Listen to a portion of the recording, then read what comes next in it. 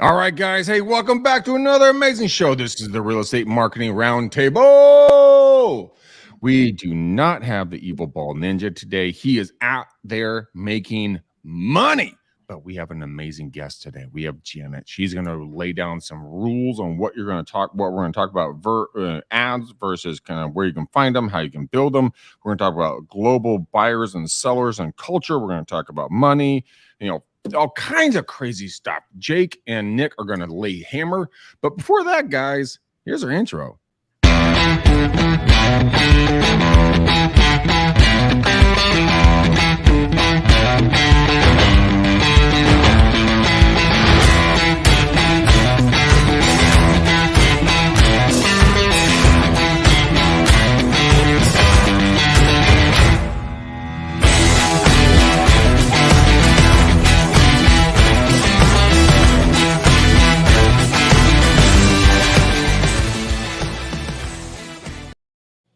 All right, guys, I cannot wait to have this show. Janet and I met.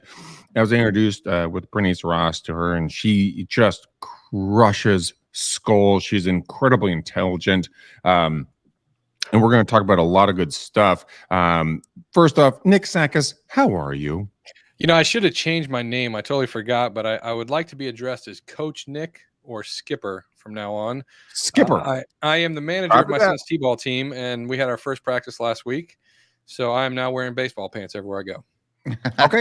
Roger that, Skipper. And Jake Wolf, how are you? You know what? I'm not doing as good as Skip, but I am wearing blue jean pants today. Well, not that's a baseball bonus. pants, but I'm feeling like I should go ahead and get in uniform with old Skipper. I love that. Excellent nickname. Nick, you can adjust your name on the screen, by the way. Yes, I will.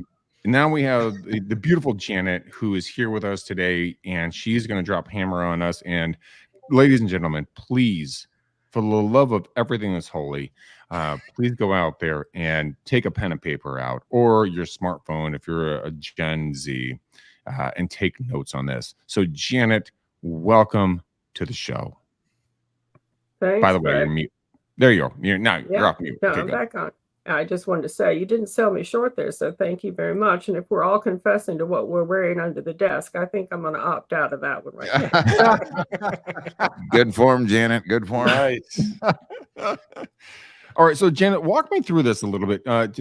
For the folks who do not know who you are, tell them who you are, because I mean, I when we met, I was so impressed with you.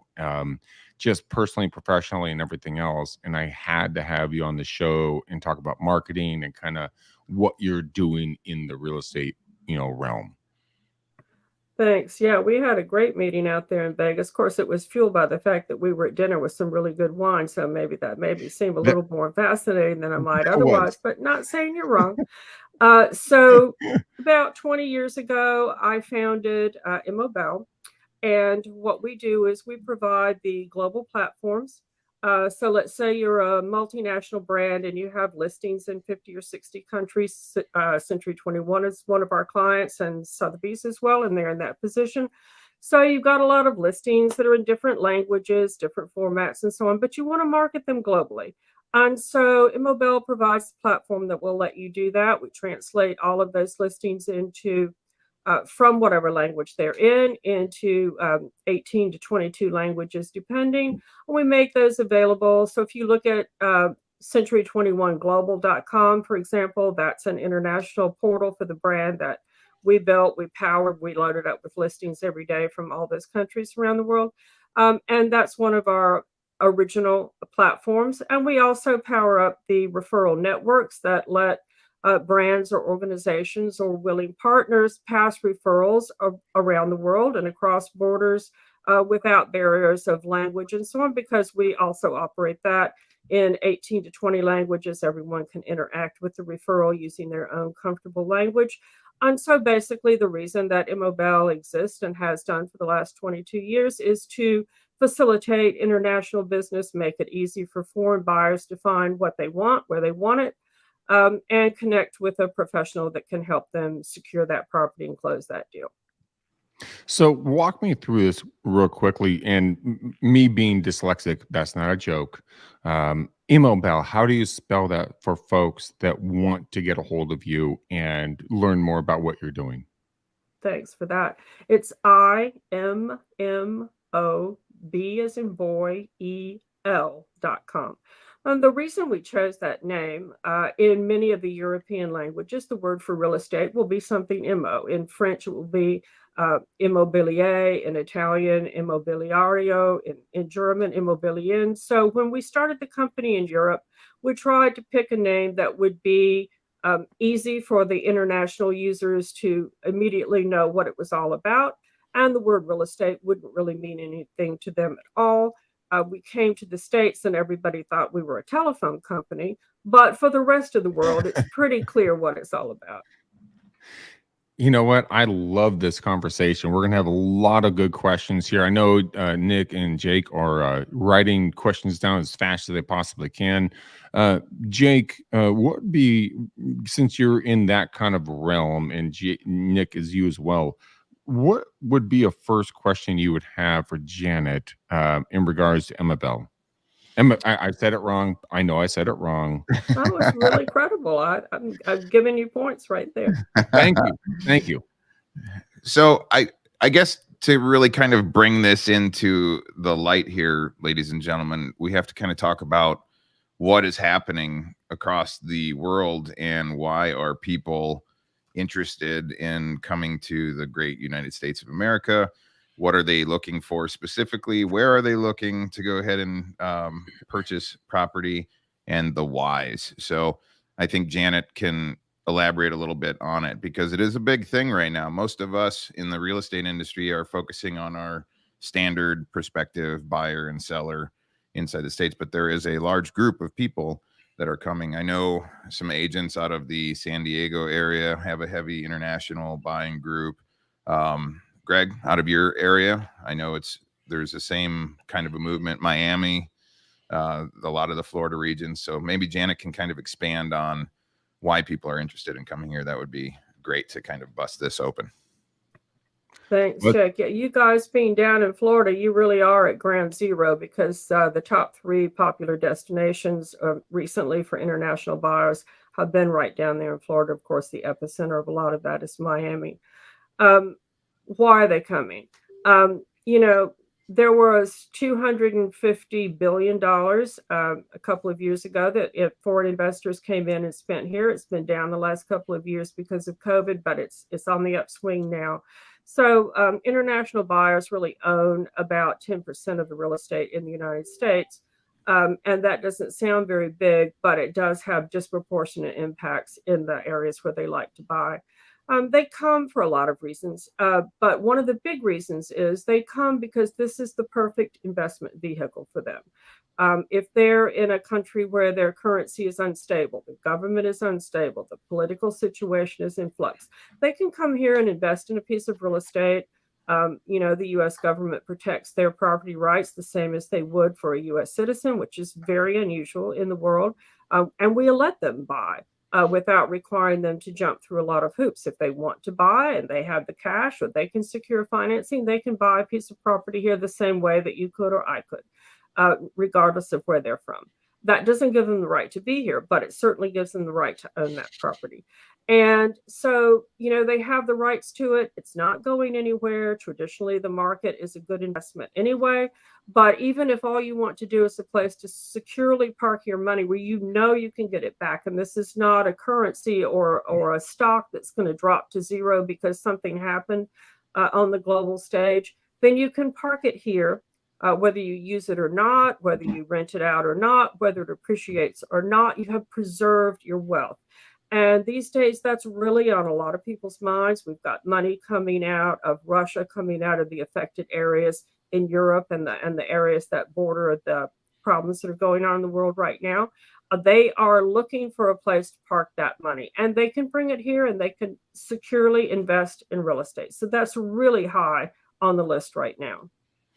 It's funny you say that. I was on Friday, I took my beautiful bride out to dinner, and we were casually cocktailing at the bar after a good filet mignon. Sounds really good. I wish I could go back in time. However, we met some people that were here from Brazil, and they were actually looking to finalize their citizenship, and they purchased a property here in Central Florida over 12 months ago before starting that process for the same kind of a reason. They were wanting to relocate and or gain citizenship here in the States, but did purchase prior to that moment. So, yeah, in this country, the ownership of property doesn't confer you any rights to be here or any particular edge in gaining citizenship, or at least not officially. Maybe unofficially it would. In some countries, you actually have an official program. If you buy a certain dollar value of real estate, they will give you residency. We don't do that, the golden passport here. But we certainly have a lot of reasons to invest here anyway. And the desire to stay, even if it's on a visa or a student visa. We have a lot of international buyers who buy a condo because their kids are going to come here and go to university, and that gives them a chance to make an investment that serves a few purposes. So, there are a lot of reasons they want to do it. Brazilians are the number one buyers in Florida right now. So that makes perfect sense. Your story fits right in with the news. Nick, walk me through this really quickly. When Jen is talking about buyers and coming into Florida, what does that look like for your environment? All I keep hearing in my mind is competitive advantage, right? We're Right. always looking for a competitive advantage. On this show, we talk a lot about platform specific stuff, the YouTube strategies, the TikTok strategies, the Facebook strategies. Doing video in your market gives you a competitive advantage because 90% of the people don't. This just opens up a whole new world. And if you're in a brokerage where you haven't necessarily been exposed to global, this might be the first time you're even hearing that you could have a competitive advantage like this, right? I came from Sotheby's. So that was actually the second brokerage I worked for about 15-ish years ago. And they were huge on the global front as far as relocating people in, having them search for specific things, not just like 3 bedrooms and 2 baths, but like, equestrian or, lifestyle stuff that they would be familiar with overseas that they wanted to bring over here. So it's definitely a niche. It's definitely something to consider in Florida. As far as running ads and competitive advantage, most of our clients are only thinking about, if I do ads in English, I should probably do them in Spanish, right? So like that would be a competitive advantage, but this definitely brings to light a whole new way of thinking. And it makes a lot of sense as far as all this, the turbulence in the market brings security through real estate, right? So like it makes perfect sense to me. There's a lot of stuff. I'm sorry, Jen, I cut you off. No, I was just going to say Sotheby's, we built their referral platform for them. They've been running on it all these years. So we passed several $1 billion a year worth of Sotheby's business across that platform for the reasons that you said. They focused in on international very early in the game. That was really paid off for that brand. Yeah. It really has. The thing I want to kind of key in here is, I love the global idea, but buyers and sellers, but it comes down to culture.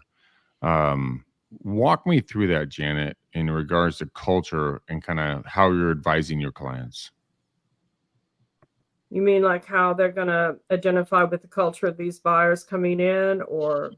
Yeah, exactly. And Absolutely. because there's a lot of folks that in the area that I live in, there is a bias, let's put it that way, against or for certain cultures.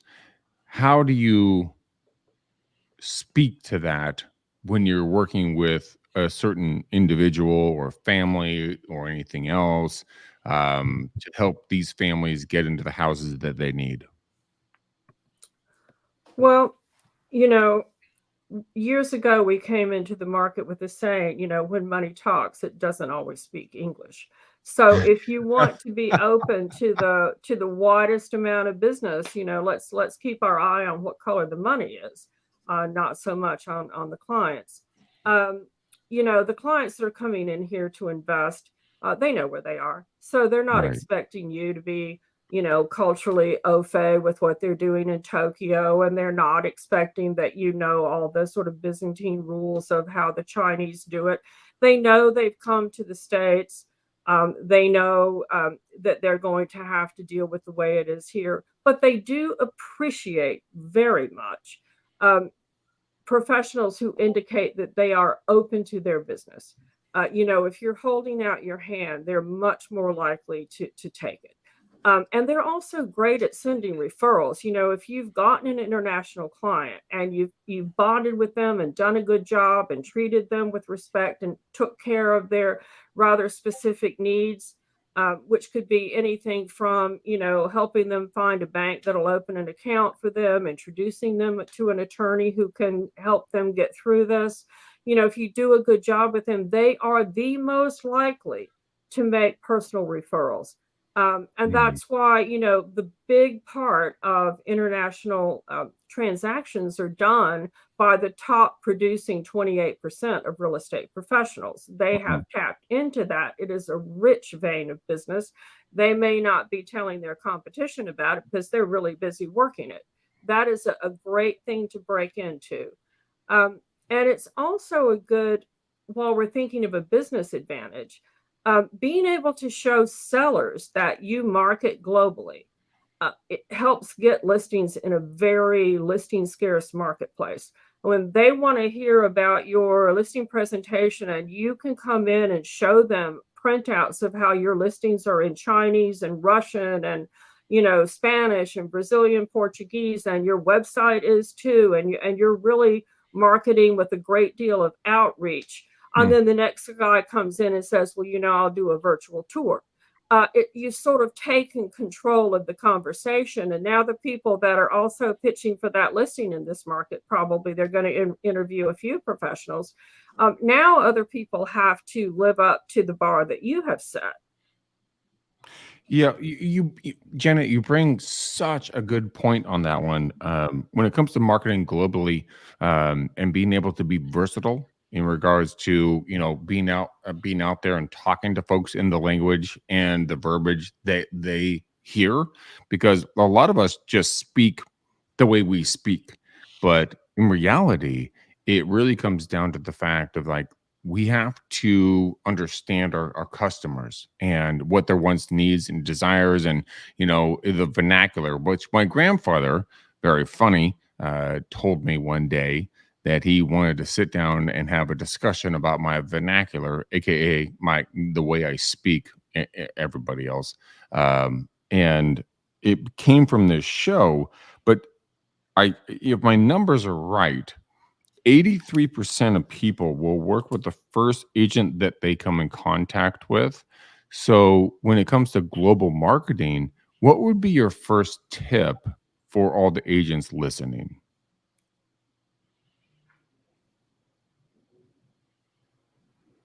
Well, first of all, I would say you want to make yourself easy to find. Right. So, a lot of people who come to the States, they're going to speak English. They may speak it very well or at least decently well. Right. But when they go to do their search online, and 90 odd percent of home buyers start their search online, and that is true around the world. It doesn't matter where they're from. But the other thing that is always true is they start their search in their own language. So they go to their local search engine, which if you're in France is google.fr, not google.com, or google.jp if you're in Japan, and they ask their questions in their own language.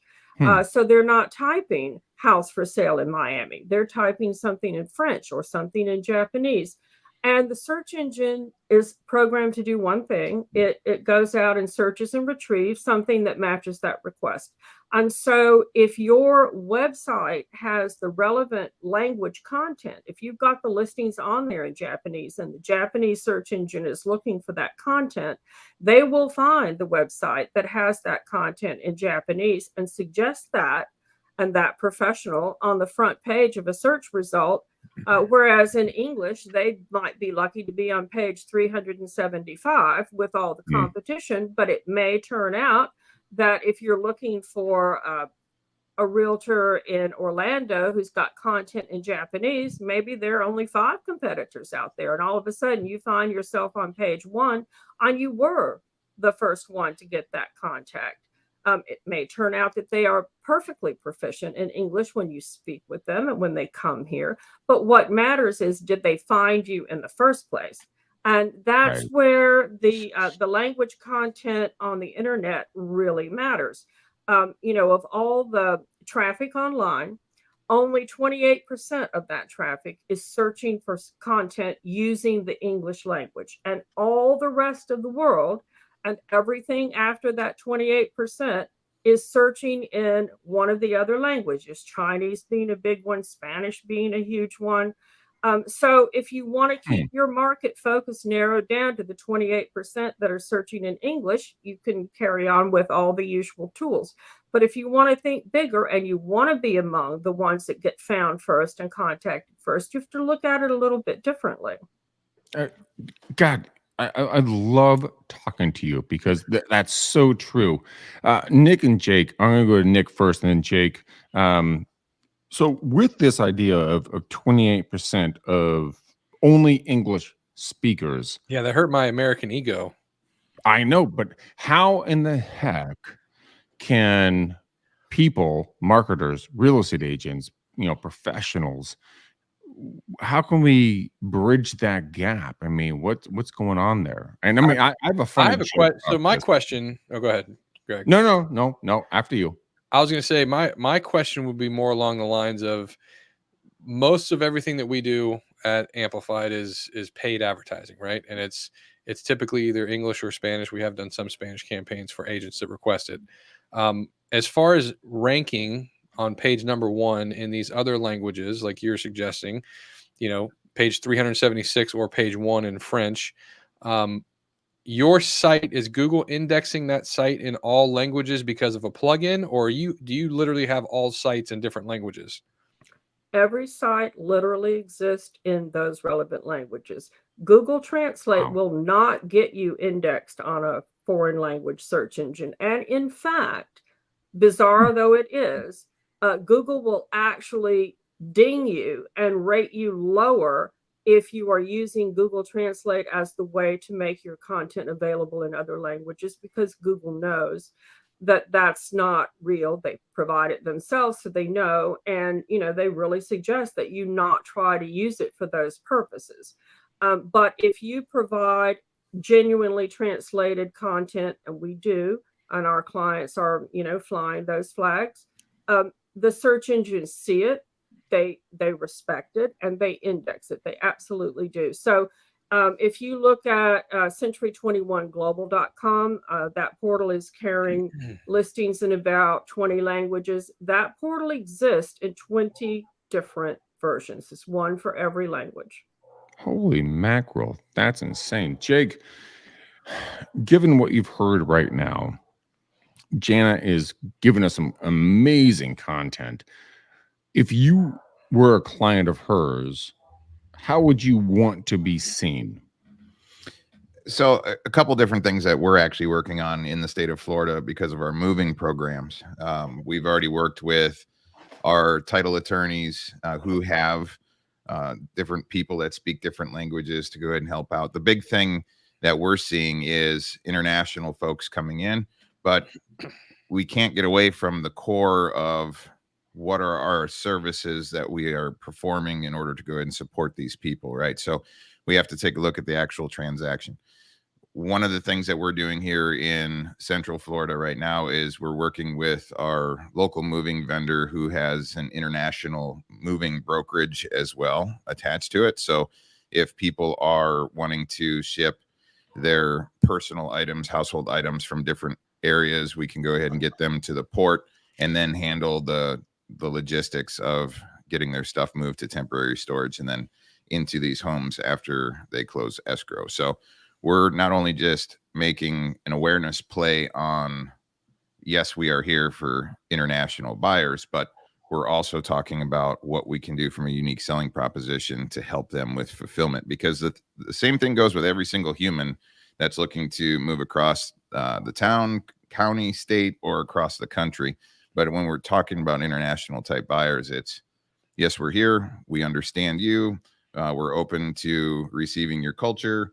We can translate and speak normally, and we also have fulfillment services set up specifically to go ahead and help you out in these moments. So when Janet said 10% of real estate in our country is being considered or acquired by international buyers, that is a large number, ladies and gentlemen. That is a very large number. So if you're in areas that have international buyers and sellers frequenting, it's important to go ahead and set that up. And I literally feel like it is an untapped area, just like Janet says. There's not a lot of people that are moving towards that, and it goes back to most folks in our industry don't like getting out of their comfort zones most of the time, right? So, but if you're running a business, and this is where I talk about all the time, doing your business push-ups, there are buyers.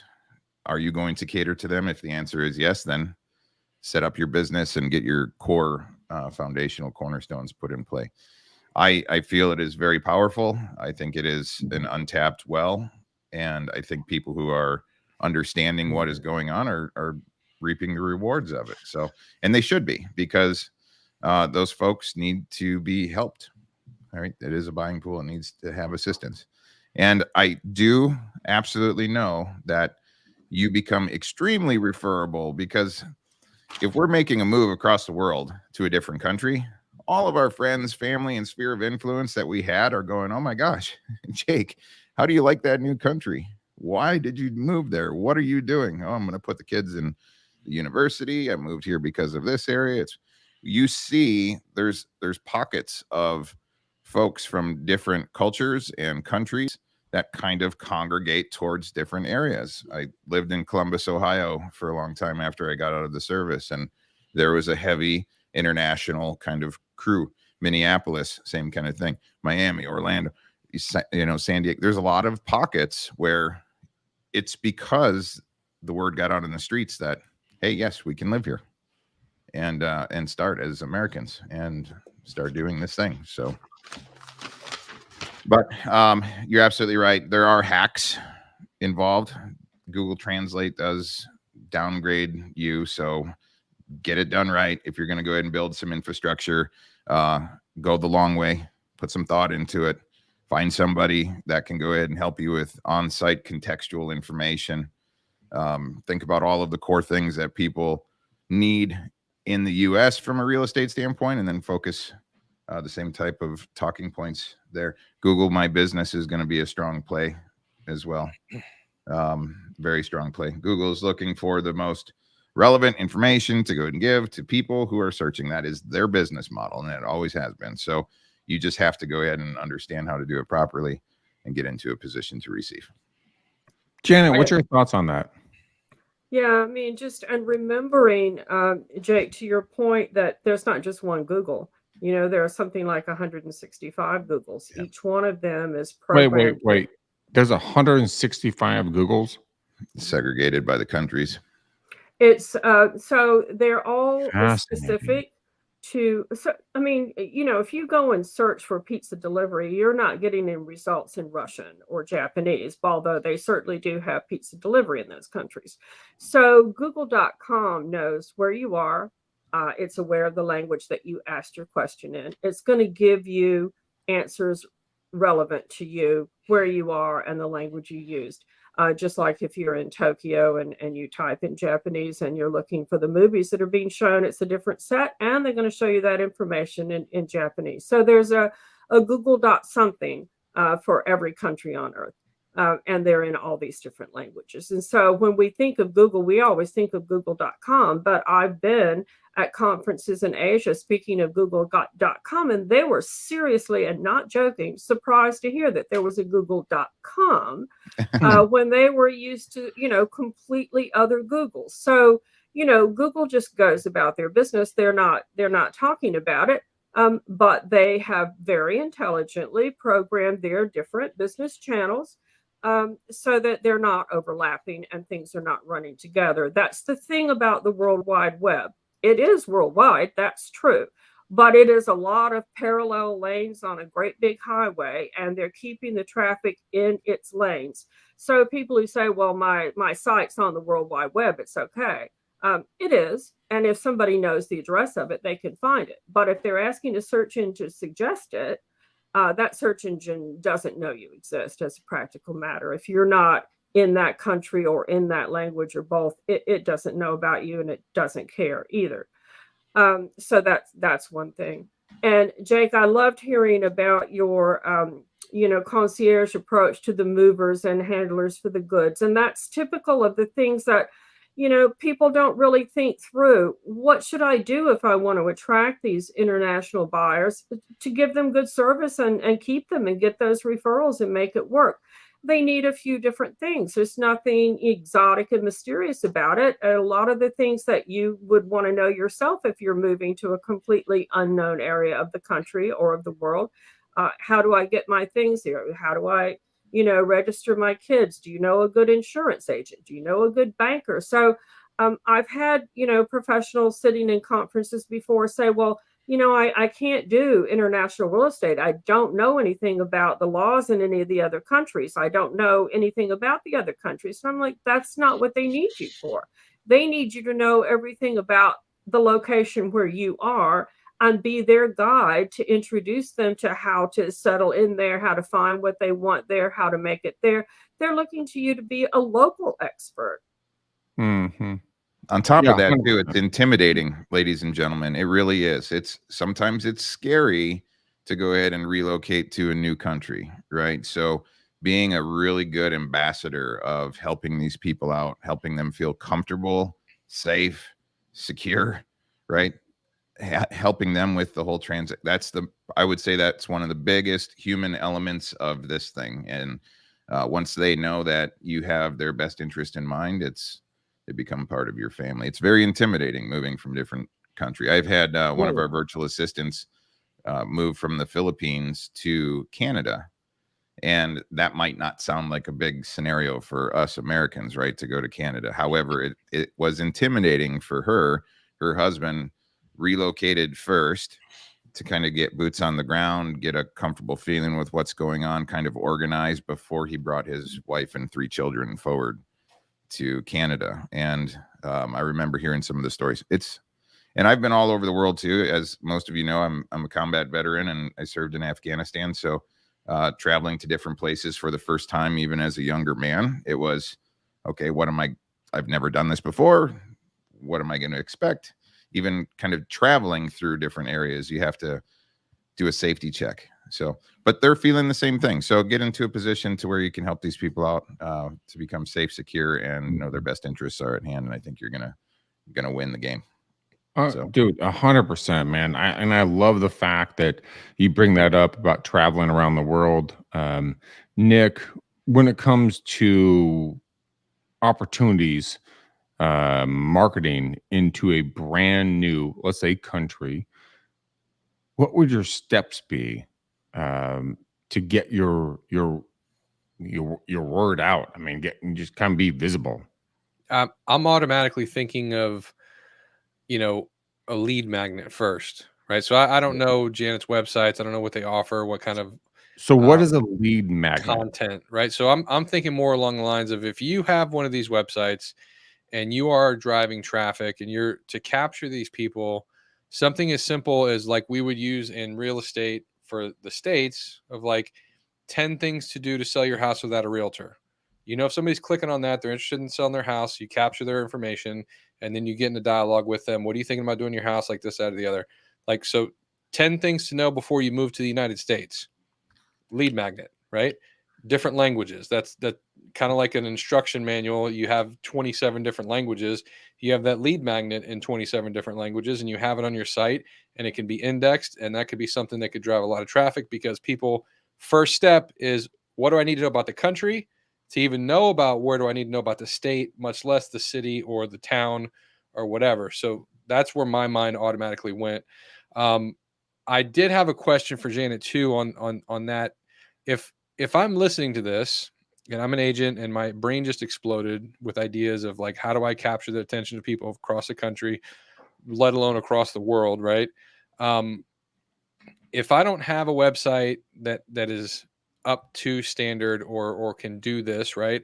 Are there any resources to even get my feet wet so I can say, how do I know in Tampa, Florida, just an example, because this is where I live. How do I know in Tampa, Florida, what are the most popular countries that are moving here? Do you use any kind of specific resources beside your own website data, or any links that you can share for everybody to know? Like, you can check your city and town and know who the most popular countries are moving in, so you can kind of get a better idea of maybe where to focus on first, instead of trying to, we talk about taking small bites, instead of trying to do everything at one time. Yeah, that's a great point. Thank you, Nick. And I like your lead magnet idea too. That's also really great. Um, I appreciate that. We'll have that on the development table here pretty soon. There are some reports collected by NAR. So if you go in and Google, to use our handy phrase, if you Google NAR International Buyers Report, they have every year, they update and publish who's buying, where they're buying, uh, by country, who's buying where. I just saw online earlier today one for Florida, which is how I knew the Brazilians were buying. So you can go in, NAR publishes those. They're there on the NAR.com site, free of charge to take a look at. They usually have a paid level as well, but they have very robust free reports you can download. So, that's a really good place to look. They'll have a lot of information state by state, as well as where the buyers are coming from into that location. So that's a great point. Oh, that's an amazing opportunity. So guys, go to nar.com, ladies and gentlemen, and go take a look at the data there. Zillow also has a lot of great data. That's more local, not global content, but that is golden when it comes to creating content that you can push out to your local market or anything else and talk relevantly to these individuals who want to be buying or selling in your city, town, whatever it's going to be. But all right, let's do this. We have a ton of people that are popping up here on the sidelines here making comments. The first thing, Janet, I want to make sure everybody knows how to get a hold of you. What is the best way? And you can give 1,000 different ways, but what's the best way for folks to get a hold of you? Because me meeting you personally in Vegas, you're an amazing human being. You are super intelligent. You have incredible resources. How can people get into your world? Thank you for the I'm going to hire you as a PR agent. I just needed you all my life. You can find me on LinkedIn as Janet Trojanowski, or as the company Immobel. You can visit our website, immobel.com. That's IMMOBEL.com. So you can drop in there. We also have a new website product that will be coming out that's not an enterprise level product for a change, but will be sold in partnership with a lot of the MLSs across the United States. They're providing their IDX data to be translated so their members will have access to these websites. You can learn more about that product on Zomio.com. That's XOMIO.com. So those are some ways that you can find us. So we're out there. We look forward to connecting with you for sure. If you have questions, we will try to have answers. No, you will not try. You will have answers because you're incredibly intelligent and you're awesome. That's why you're on this show. Guys, go follow her on everything she just said because I think the world of her. She's a good friend of mine. She's a good friend of Bernice Ross. And you know what? She's just an amazing human being who is bringing value to the real estate community. Jake Wolf, where can people find you? Come on over to cleverleads.com, KLEVR leads.com. One thing I wanted to add to this, so it just popped into my head. I've got a good friend that's in Puerto Vallarta. And so there's a lot of transitionary people from Southern California down to Puerto Vallarta and the Baja and in different areas down in Mexico because they're so close, but they have to go ahead and actually play on both sides of the internet line, right, on the country line, because they've got the MX down in Mexico. So they're working both sides so that it's visible for buyers and sellers. And there's a lot of international, buying and selling happening across the country line down there. So that would be something that's close to home. I think if you guys want to get your head wrapped around maybe some, do some research yourself as if you were a buyer and take a look at available properties down in the Puerto Vallarta area. There's a lot of good companies that have set up, and there's a lot of our core brokerages that have also came across the county or the country line down there to go ahead and be kind of an international broker. So you can kind of get a little bit, do some research to kind of get your head wrapped around it if you're thinking about getting into the game. But I think that would be a good way to kind of understand how some of these things are getting translated and listed and how the whole thing is happening. So I just wanted to throw that out. Well spoken, my friend. Well spoken. Nick Sakis, how do people get a hold of you? I have one more question. Can I throw a question? Nope. Hot seat? Nope. Okay. Okay.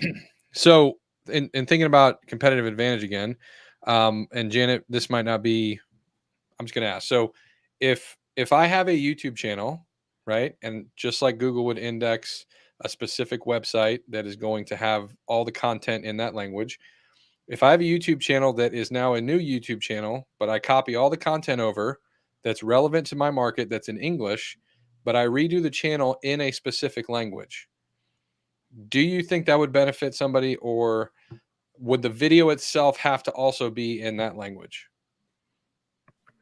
Well, you can get the automated subtitle tools to use on videos, and while it's not perfect, it's also not too bad.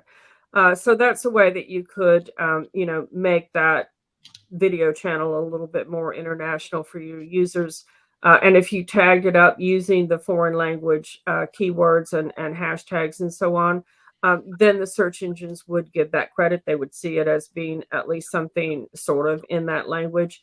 And I think that you would get some benefit for sure because, Google, no matter which Google it is, they all love YouTube. I mean, they're the same company. So that's always a good move. Nice. I would think from a strategy perspective, I don't want people to go out and start putting different languages on their primary YouTube channel. This would be a strategic advantage of a secondary channel. But if you already have content and it's already good for your hyperlocal market, after this conversation got my wheel spinning, right? Maybe it would be a good idea to have a secondary or a third channel and just copy that content over, but be specific in that language. Yeah, because video is number one. And speaking of that, if you would like to step up your video game, if you'd like to have a conversation about how to grow your YouTube channel and or grow your social media presence with short clips, specifically TikTok and Instagram Reels, we're going heavy on that. Check out getamplifiedmarketing.com. That is a direct link to my calendar. You can book a quick call with me and see where we can go from there. Man, why don't you give me a heads up on this shit, bro? I was going to do the banner around you. Gosh, my bad. I went too quick. I've been accused of that before. Dang it. All right. Well, then there's that. All right. So there's Get Amplified. We have Clever Leads spelled with a K. Janet, one more time where people can get a hold of you so that people can get in your sphere. So immobel.com, IMMOBEL.com. The new product, Zomio, XOMIO.com. So that's an agent website product in the 20 languages. Or connect with us on LinkedIn. You can look for Immobel there. You can look for Zomio there. And you can look for me, Janet Chojnowski. All right. That is phenomenal. And of course, Jake, I'm going to let you lead out on this. Just kind of let people know what you're doing, how you're doing it, and all the goodness. Yeah, absolutely. Ladies and gentlemen, you have to come over, check out Clever Leads. Enter your information. I'm going to start sending out a bunch of huge, valuable information via email that everybody's going to need to know. We're watching the marketing world very hot, the political scene very hot, the real estate news very hot. And also that leads me into this next thing. So I know Greg has kind of teased everybody in the audience on what's getting ready to happen here with REU Nation. So we are going to have some amazing shows that are coming out, tremendous speakers. Mr. Nick Sakis and I are going to be co-hosting a show called Real Estate America News, coming to you guys live Monday, Wednesday, and Friday for a full hour. We're going to have 6 different clips. We're going to have awesome people like Miss Janet coming in, and we're going to be making sure that you and I and everybody else that's listening stay ahead of the game, ahead of the curve in the real estate world. Yeah, guys, it is going to be an amazing show. Nick and Jake are going to crush it. We have Ashley Chapman coming in. We're doing some fix and flips. We have Michelle Berman coming in. We have, I mean, it's Kyle Draper. We have Matt Johnson, myself, Janet. If she wants to, she could join our crew. But we have incredible human beings coming in there, and they're going to drop hammer just because this is the reason, guys. We love you. We want to bring value to you at a zero cost basis. So, all right, Janet, I have a really important question for you, and then we'll let you go because I know you have a lot of stuff to do in your day. What we do on the show here, we always ask for a color on the bow for the show. So what would be your color on the bow for the show? Well, I guess I'm going to go with cobalt blue if you're going to take that as a color. Cobalt blue. Dude, I'm a huge blue is my favorite color. So you and I just became best friends. Okay. Wonderful. So big cobalt blue. Jake, what's your color? I'm going to go with snow white today. I'm going to complement that cobalt blue with some snow white. Dude, nice. And of course, last but not least, Nick Sakis, what's your color? I'm going with gold because there was a ton of gold dropped on this show today. There was, and Janet dropped all of it. All of us were just sitting around, and she did all the work for us. Ladies and gentlemen, I truly appreciate you. Thank you for coming and watching our show and listening to our show. Mr. Nick Sakis, Mr. Jake Wolf, Miss Janet, you guys are valuable human beings. Go and follow every single one of them. We are putting a cobalt blue, a snow white. What snow white? What? Snow white. Just Snow White. Just Snow White. Okay, Snow White color. And then we're going to drop some gold on this, like little gold flakes, like when you eat sushi. All right, guys. Go out there, make it a blessed and powerful day. We love you to pieces. Go ahead and give us a 5-star, not a 2-star review it everywhere that you guys go. Janet, do not leave this broadcast once we end, but we love you to pieces. Thank you for your time. You guys go out there and be blessed and powerful. Until next time, peace out, ninjas. We gone.